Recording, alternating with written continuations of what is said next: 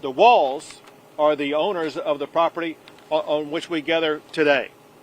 We gather in areas where they have burned down trees, like the ashes that we see here. The ashes we see here are from trees they burned down. Trees where migrant women were being sexually assaulted by coyotes, gangs, and human traffickers. They are known as rape trees. We're here to expose the truth to immigrants who are thinking about coming here, the truth about the traffickers who assault so many of the women and children along the way. We are launching a new campaign to deter illegal immigration into Texas. Yesterday we began putting up billboards, dozens of billboards, in Central America and in Mexico. They inform potential illegal immigrants about the reality of what will happen to them if they try to enter Texas illegally. These billboards, some of which you can see behind me, they tell the horror stories of human trafficking. One says, many girls who try to migrate to Texas are kidnapped.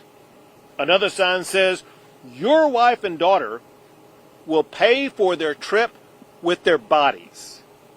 One asked families thinking about sending their kids here, how much did you pay to have your daughter raped? This is tough medicine. But we want no more rape trees in Texas. Do not make the dangerous trek to Texas. For migrants who are now already close to crossing the border illegally, we have billboards providing warning messages in Mexico. They are arrayed across Mexico, but especially along the northern border of Mexico, all the way from Matamoros to Juarez and many places in between. One says, stop. If you cross the border illegally into Texas, you will be jailed. Another warns, don't come to Texas illegally, you will be arrested. And know this, the Trump administration will prioritize for deportation illegal immigrants who have been arrested. To ensure that as many people as possible are aware of these warnings, these billboards are in several languages, including Spanish, Russian, Chinese, and Arabic. To keep illegal immigrants from entering into Texas, we've built walls and razor wire barriers and deployed buoys and container boxes. We've arrested thousands who got by those barriers. We will continue to aggressively arrest immigrants entering Texas illegally. We will work with the Trump administration to deport them. The message is, do not risk a dangerous trip just to be arrested and deported. Next, we will have Rosa Luna, the CEO of the Texas Association Against Sexual Assault, speak to you. Thank you. Hello, everybody. My name is Rose Luna. I'm the CEO of the Texas Association Against Sexual Assault. We are the statewide sexual assault coalition committed to ending sexual violence in our great state of Texas. First and foremost, our North Star is all survivors of sexual assault, regardless of circumstance.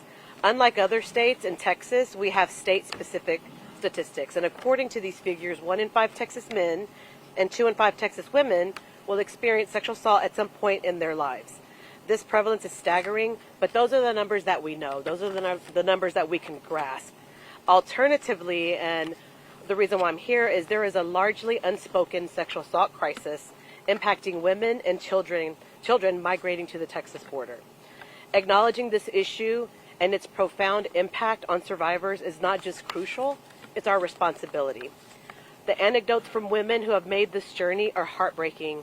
A few years ago, during a visit to an immigration facility in Williamson County, there was a long line of women that waited for me to finish my presentation so that they could share their harrowing accounts of sexual assault.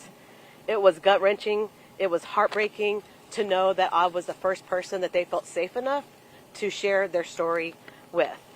It was very painful, it was very raw, One of the quotes that's seared in my brain is one of them said, the very violence they were trying to escape is the violence that they experienced on the journey here. It's a reminder that there is harm and suffering in this journey. I think the reality is that the price of the journey is very high. It is important for us to recognize that, and it is vital for them to understand that. And most importantly, no one deserves to be raped. No one deserves to be stripped of their dignity under any circumstance. Survivors of sexual assault are not a population that seeks the spotlight, nor are the men, women, and children making decisions on whether or not to make the journey. We applaud the state in recognizing the silent crisis and for acknowledging and elevating this very serious yet hidden issue. Thank you so much. Thank you. Next is Kim Wall, the owner of the property on which we're located, but also a person who can share with you some harrowing stories that have occurred on this property. Hello. We've had several rape trees and lots of women that have been found beaten and raped in front of our house, left to die in drainage ditches, where it makes you terrified to go outside of your own house and enjoy your own property. I know that my husband had found 3 different rape trees and he burnt them down so we didn't have to see them. And I don't know if he found more because he quit telling me all the things he found because we were scared. And it's scary when you can't go on your own property and you're told if you do, you have to carry a gun to protect yourself because you don't know if you'll be attacked by one of the men hiding in the brush.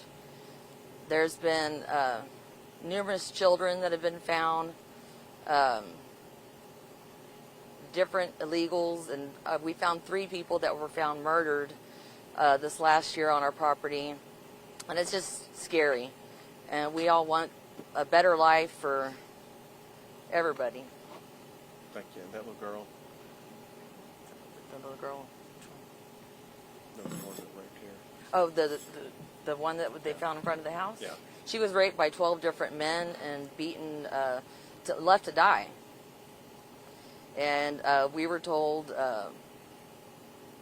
that we found many, many other ones. The railroad police has, and Border Patrol had also. Thank you.